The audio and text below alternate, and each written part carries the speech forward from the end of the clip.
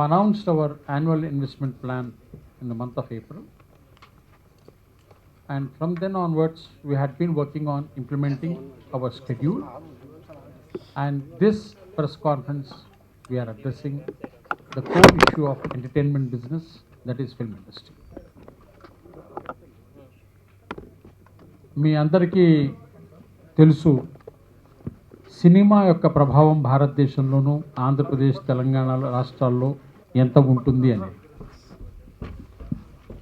మా స్వదేశ్ గ్రూప్ ఇన్వెస్టర్స్లో చాలామంది ప్రవాస భారతీయులు భారతదేశం యొక్క సినిమా గురించి, విదేశాలలో జరుగుతున్న అంచనాల గురించి మీకు నేను ఒక్క నిమిషం మనవి చేయదలుచుకున్నాను.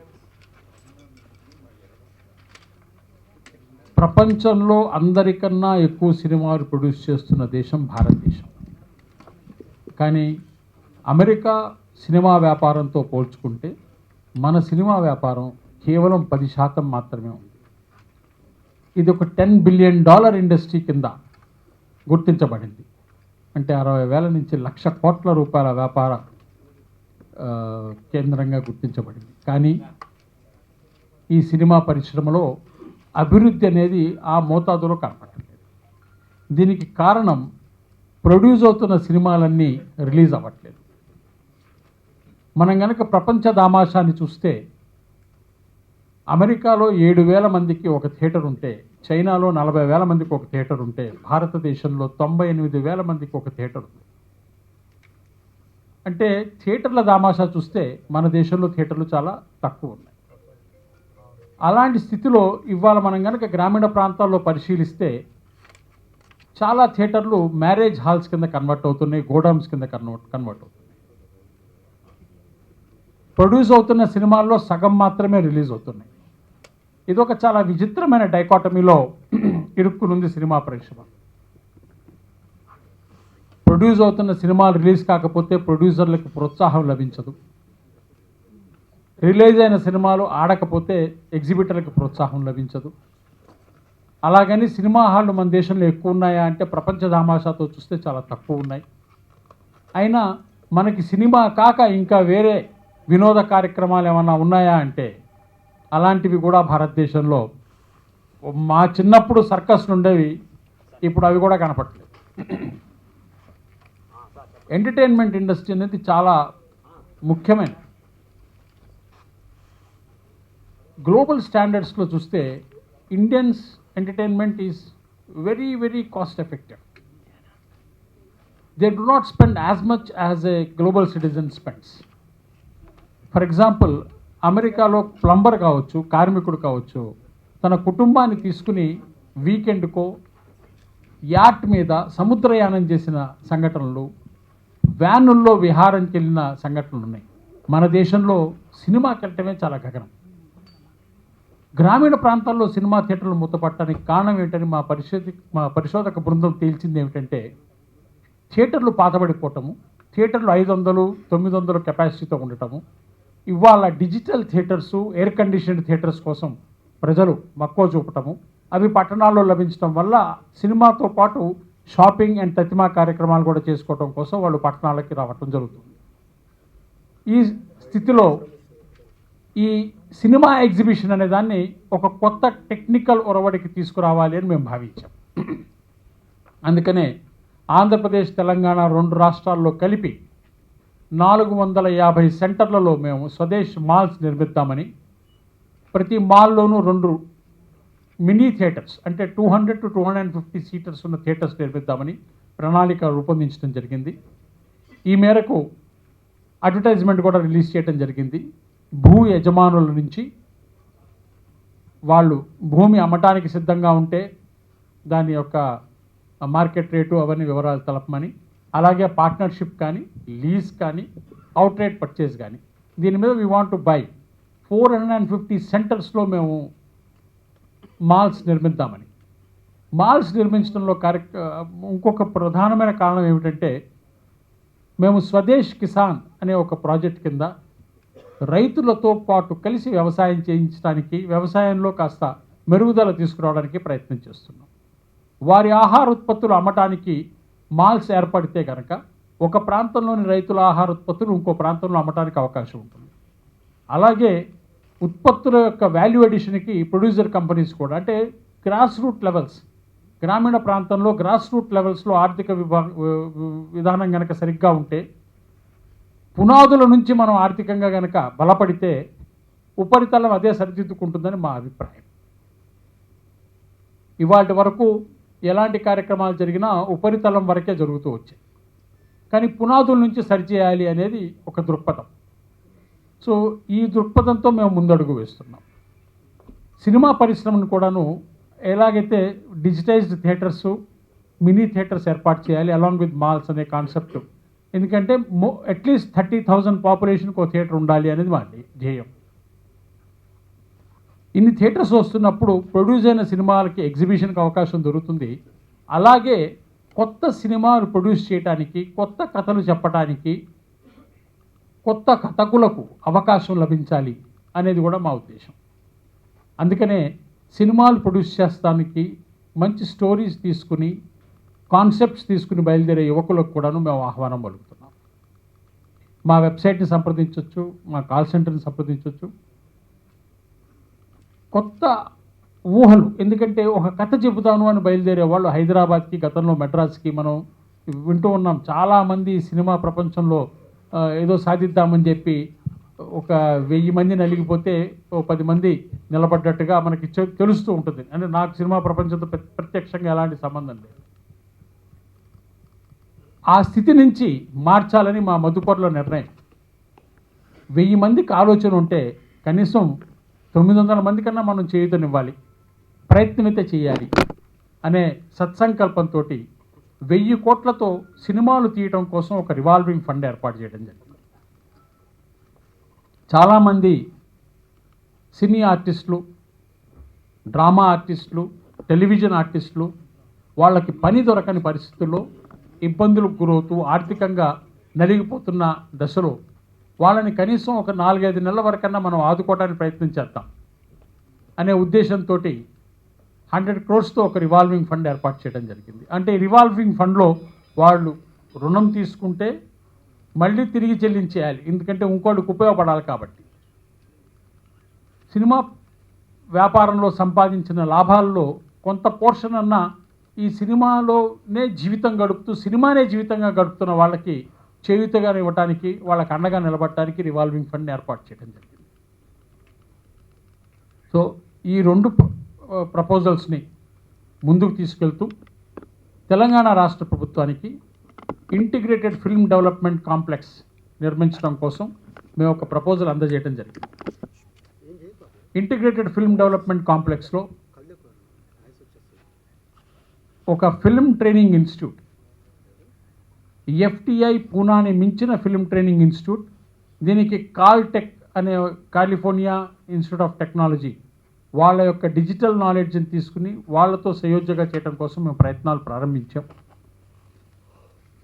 ఎందుకంటే సినిమాల్లోకి వెళ్ళి సినిమాల్లో జీవించాలి అనుకునే యువతి యువకులకు కావాల్సిన basic trainings, super specialized subject orientation trainings ఇవ్వడానికి ఒక మంచి ఇన్స్టిట్యూట్ అవసరమని, ఆ ఇన్స్టిట్యూట్లో ఉన్న ఆర్టిస్ట్ని, ఆ ఇన్స్టిట్యూట్లో ఉన్న స్టూడెంట్స్ని వాణిజ్యపరంగా ఆదుకోవడానికి, వాళ్ళందరి యొక్క నైపుణ్యతని బయటికి తీసుకురావడం కోసం ఫిలిం ప్రొడ్యూసర్స్ అందరికీ అందుబాటులో ఉండే విధంగా ఇంటర్నేషనల్ ఫిల్మ్ ట్రేడ్ సెంటర్ని అక్కడే నిర్మిద్దామని, సో దట్ సినిమా ట్రేడ్ అనేది ఇవాటి వరకు గుప్తంగా జరుగుతున్న వ్యవహారం, దాన్ని షేర్ మార్కెట్ లాగా ట్రేడింగ్ ప్లాట్ఫామ్ మీదకి తీసుకొస్తే డెమోక్రటైజేషన్ ఆఫ్ ఫిల్మ్ ట్రేడ్ అవుతుంది. అంటే ఎక్కడన్నా ఏదన్నా థియేటర్లో నాకు పలానా సినిమా కావాలి అనే చాయిస్ ఆ థియేటర్ యజమానికి ఉంటుంది.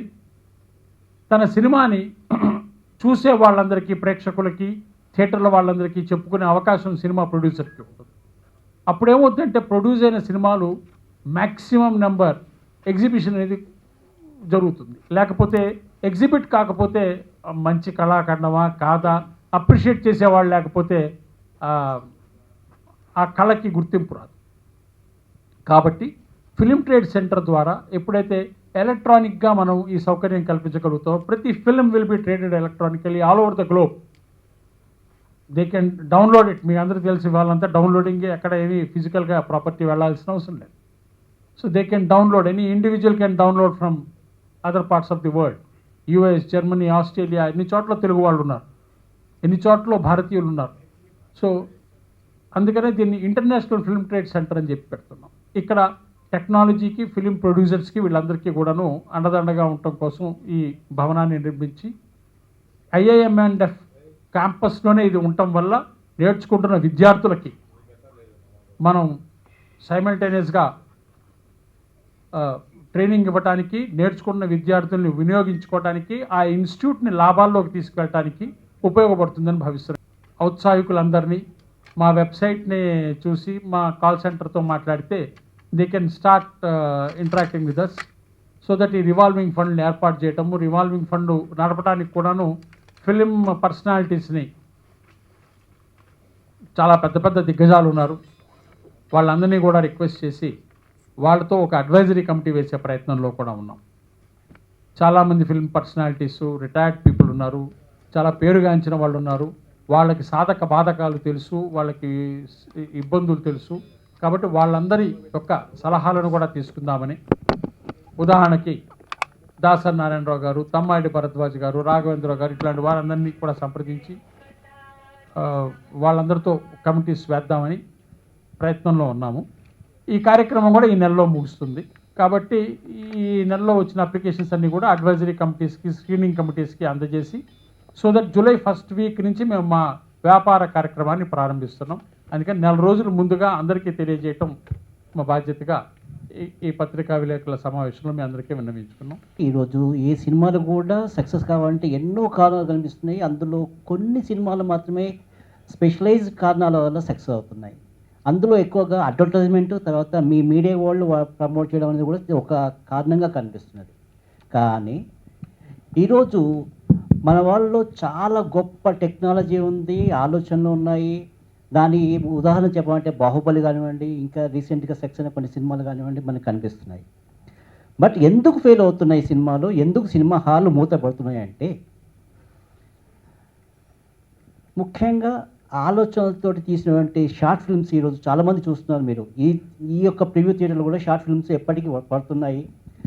షార్ట్ ఫిల్మ్స్ 50,000తో స్టార్ట్ చేసి 2 లక్షలు 3 లక్షల్లో చాలా మంచి షార్ట్ ఫిల్మ్స్ ఇస్తున్నారు. ఆ 2 లక్షలు 3 లక్షలు వాళ్ళు డైరెక్ట్గా సంపాదిస్తున్నారు, తర్వాత యూట్యూబ్ ద్వారా కూడా సంపాదిస్తున్నారు.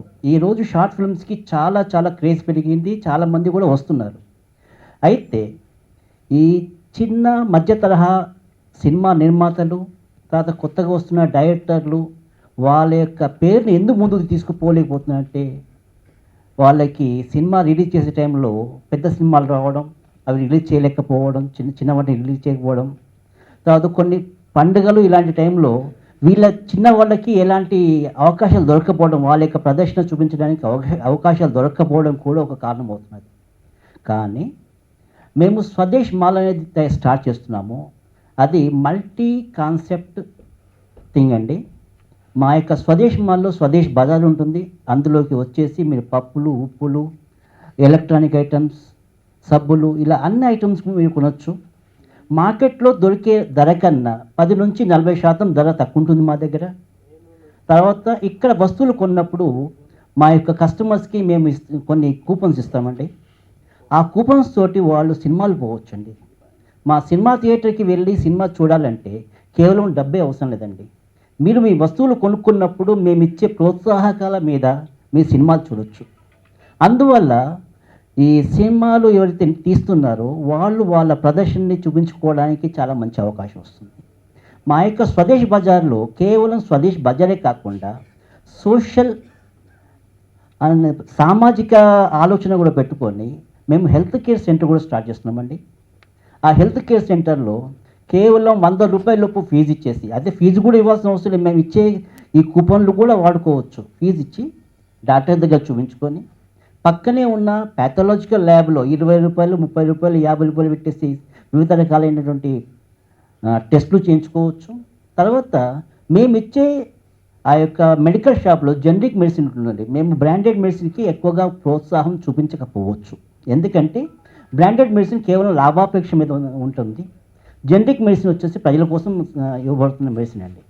సో మా దగ్గరికి తప్పకుండా ప్రజలు రావాలి అన్న ఒక ఆలోచన తీసుకురావడానికి మా యొక్క స్వదేశ్ బజార్లో తక్కువ ధరలకి సరుకులు, ఆరోగ్యం, తర్వాత పిల్లలకి చిల్డ్రన్స్ ఎరీనా ఉంటుందండి, పిల్లలు ఆడుకోవడానికి అవకాశం, తర్వాత ఒక రెస్టారెంట్ ఉంటుంది, స్వచ్ఛమైన మంచి ఆహారం అక్కడ సప్లై చేయబడుతుంది, రెస్టారెంట్కి వస్తారు. వీటన్నిటికి వచ్చిన తర్వాత అవసరం వస్తే లేడీస్కి బొటిక్ ఉంటుందండి, తర్వాత లేడీస్కి బ్యూటీ సెలూన్ ఉంటుంది. ఇవి చూస్తున్నప్పుడు అవకాశం ఉండి, ఆలోచన ఉండి, టైం ఉంటే సినిమాకి కూడా పోవడానికి అవకాశం ఉంటుంది. ఈ విధంగా మా సినిమా హాల్కి ప్రజల్ని రకరకాల ఆలోచనలతో వచ్చిన వాళ్ళని మేము ఇన్వైట్ చేస్తున్నాము. అందువల్ల మా సినిమాలు తప్పకుండా బాగా నడుస్తాయండి.